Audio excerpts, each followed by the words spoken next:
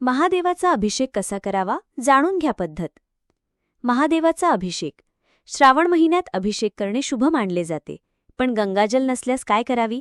शास्त्रात कोणते उपाय सांगण्यात आले आहे जाणून घेऊया. जलाभिषेकाचे महत्त्व. श्रावण महिना भगवान शिवाचा आवडता महिना आहे.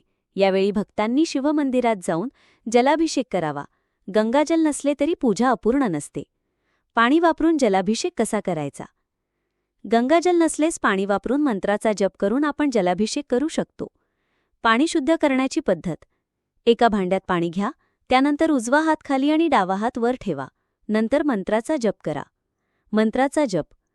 गंगेच्या यमुने चैव गोदावरी सरस्वती नर्मदे सिंधू कावेरी जले अस्मिन सन्निधीम कुरु. अभिषेक करण्याची पद्धत.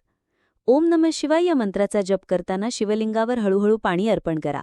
यावेळी पितळ, चांदी किंवा तांब्याचा वापर करता येईल. जलाभिषेक करण्याचे फायदे. सोमवारी जलाभिषेक केल्याने चंद्रदोष, मानसिक शांती, शनिदोष दूर होते. यामुळे मनाला शांती मिळते. संकल्प करणे. ओम नमः शिवाय या मंत्राचा जप करून जलाभिषेक केल्याने मन एकाग्र होते आणि संकल्प पूर्ण होतात.